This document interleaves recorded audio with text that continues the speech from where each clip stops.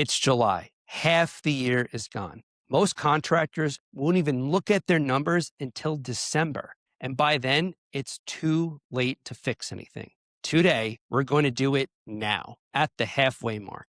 And here's why this matters. Your business doesn't wait for you. It's moving whether you're paying attention or not. Every month you don't check it is a small problem that will just get bigger and bigger. And when you finally do look, usually at the end of the year, you don't have options anymore. You get a bill, you get an invoice, you get a nice big tax surprise. You have a team member who's been underperforming for 6 months. You have a cash flow problem you can't fix because the jobs that would have fixed it are already closed out. That's what happens when you don't do this. You go from being in control of your company to reacting to whatever it throws at you. This mid-year review flips that. It puts you back in the driver's seat while you still have time to actually steer.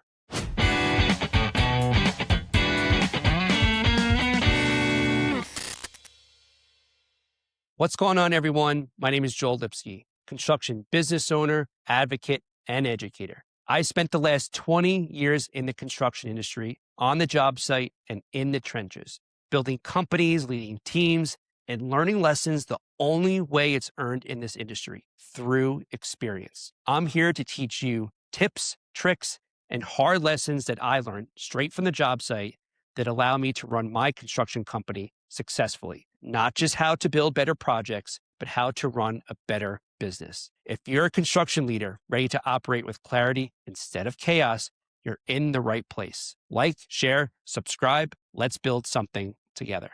Every year, I watch the same thing happen. Contractors coast through the spring and summer, jobs are moving, crews are busy, money's coming in, and it feels good. So they don't look. They just assume it's all working out. Then December hits, and that's exactly when you got 100 other things pulling at you. Holidays, year-end scheduling, next year's bidding, family stuff. That is the worst possible time to find out you have a problem. Here's the mindset shift. You don't wait for a report card at the end of the year. You check in monthly if you can, quarterly at the absolute minimum. You're looking for a warning sign early while you still have options. For all you know, your company could be projecting a downward spiral right now, and you don't even know it. Do you really want to find that out right before the holidays when you already got a million distractions pulling at you? Find out now. Try to project what's about to happen with your company.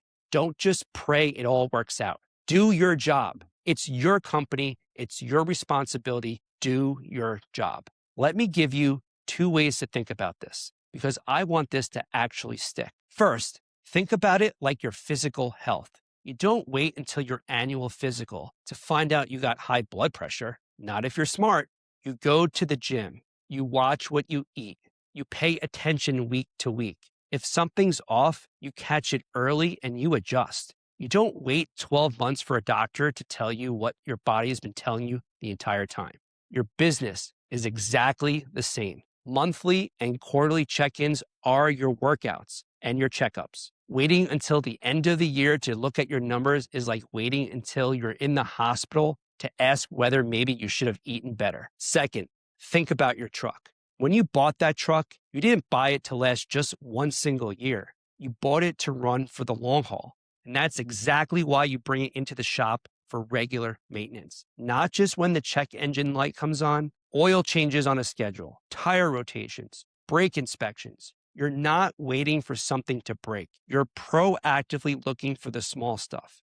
That's the whole point of scheduled maintenance. You catch that $200 problem before it comes a $2,000 problem. Your business needs the same scheduled maintenance. Your monthly numbers, your quarterly CPA check-in, that's your oil change. That's your brake pad inspection.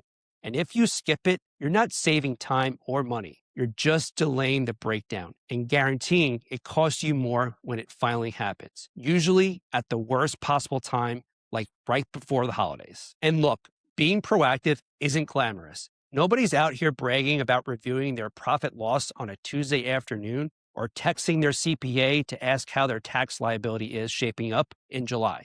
But that discipline, that workout, that oil change, the mid-year review is the difference between a business owner and a guy who just owns a business. One of them is steering the car. The other one is just along for the ride, hoping that the engine holds together. I'll give you a real one because this happened to me early on, back when I was still trying to figure things out. I had an amazing year. Sales were strong. Everything on the surface looked great. So I did what a lot of guys do. I just assumed it must all be good. I wasn't checking in. I wasn't proactive. I was fully reactive. Then at the end of the year, I found out I had a real major tax problem. This is real, guys. I'm not hypothetical. By the time I found out, my options were gone.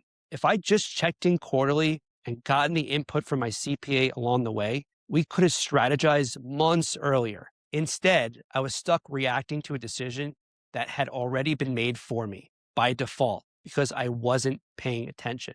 I took that lesson and I didn't let it happen again. Now, every single services agreement I sign with my CPA every year includes quarterly check-ins. And part of that check-in is tax strategy. Not to avoid paying what I owe, but to be smart about it, to see it coming, to plan for it, and make decisions with information instead of finding out after the fact when there's nothing left to do but write a check.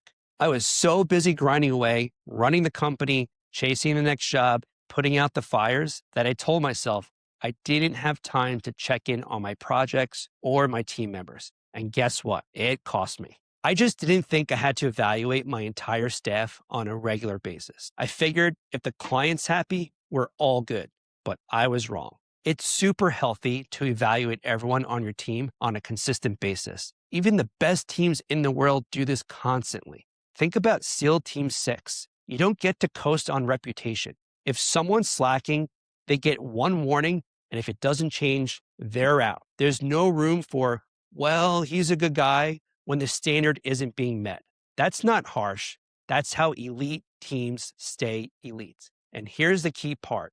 You evaluate unemotionally on a regimented schedule, not just when something blows up and you're already angry. If the only time you're looking hard at your team is after a client complains or a blown deadline, you're reacting, not managing. You're the guy checking the oil only after the engine's already smoking. Build the habit monthly or quarterly, same as your financials. Sit down and honestly evaluate. Is this person meeting the standard we set, or are we quietly letting it slide because it's easier than the conversation?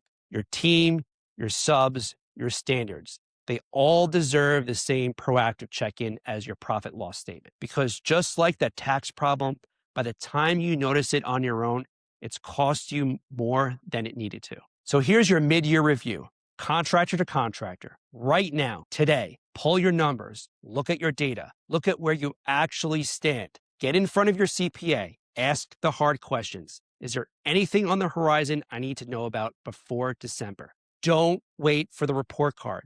Don't wait for the check engine light. Check in on your business the same way you check in on your health or your car. Regular, honestly, and on a regimented schedule before it becomes a crisis you can't drive your way out of. Follow if you're serious about growing your construction company. We're just getting started.